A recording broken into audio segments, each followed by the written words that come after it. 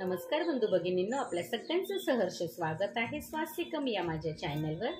आज मी आपल्यासाठी तिरुमला तिरुपती बालाजी व्यंकटेश्वरचे जीवनचरित्र व महात्म्य याच्यातील पुढील कथा घेऊन आलेली आहे, तरी ती आपण श्रवण करावी। सोन्याच्या पेल्यापेक्षा मातीचा प्यालाच श्रीनिवासाला प्रिय आहे। पूर्वीच्या काळी व्यंकटाचला 7 मैलावर अंतरावर गुरुपांक नावाचा गाव होतो। त्या गावात कुंभार भीमन्ना व त्याची पत्नी मालिनी राहत असत। ते दोघे श्रीनिवासाचे परमभक्त होते। भीमन्ना मातीपासून भांडी तयार करून बाजारात जाऊन विकत असे, त्याच्यावरच त्यांचे जीवन चालत असे। भीमन्नाला मातीपासून भांडी तयार करणे आणि श्रीनिवासाचे ध्यान करण्यापेक्षा पलीकडे दुसरे कामच नव्हते। भीमन्ना व त्याची पत्नी दोघांनी मिळून मातीपासून एक सिंहासन तयार केले।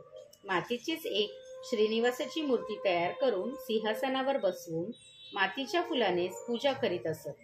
श्रीनिवासाच्या ध्यानात भीमन्ना स्वतःलाच विसरून जात असे।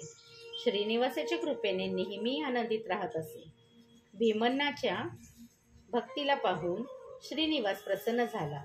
श्रीनिवास प्रत्यक्ष येऊन म्हणाला, हे भक्ता, तुमच्या दोघांच्या भक्तीला पाहून प्रसन्न झालो आहे। आजपासून माझ्या मंदिरात मातीच्याच प्याल्यानेच मला नैवेद्य अर्पण करतील। असे म्हणून त्या दोघांना वैकुंठच प्राप्त केले।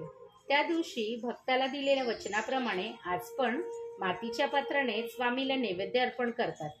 श्रीनिवास भक्तीने हरिजनाने तयार करून दिलेल्या पादरक्षेचा स्वीकार करतो। प्राचीन काळी तिरुपती गावाबाहेर हरिजन वाड्यात चित्रा नावाचा हरिजन राहत असे। तो पण श्रीनिवासाचा मोठा भक्त होता। तो चामड्याच्या पादरक्षा बनवून आपल्या पोटपाणी करीत असे। एके दिवशी त्याच्या मनात श्रीनिवासाला पादरक्षा बनवून अर्पण करण्याची इच्छा झाली।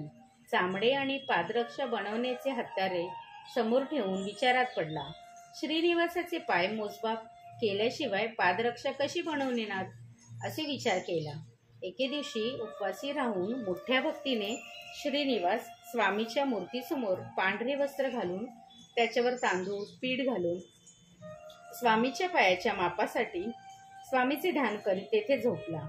भक्तीची इच्छा जाणून भगवान बालाजी आपल्या दोन्ही पायाची निशाणी पिठात ठसा उठवून अदृश्य झाला। चित्रा सकाळी उठून पाहतो तर पिठात स्वामींच्या पावलाची निशाणी दिसून आली। त्याला पाहून चित्राने आनंदित होऊन त्या पावलांचे मोजमाप घेऊन पादरक्षा तयार केली। त्या पादरक्षेला फुलमालेने सजवून आपल्या डोक्यावर घेऊन भक्तीने श्रीनिवासाला अर्पण करणारा अल्पिरीला पोहोचला। हरिजन चित्राचे हे काम पाहून तिथल्या लोकांनी त्या अस्पृश्याला पर्वतावर चढण्यास मनाई केली। चित्राने श्रीनिवासाची प्रार्थना केली, हे आपद बांधवा, माझी रक्षा करा, असे म्हणत जमिनीवर पडला। श्रीनिवासाने खाली पडत असलेल्या चित्राची रक्षा करून त्याच्या इच्छेनुसार पादरक्षेचा स्वीकार करून आपल्या पायात धारण केली। श्रीनिवासाचा आशीर्वाद घेऊन चित्रा आनंदित झाला। हे भक्ता, तू लवकरच माझ्याजवळ येशील।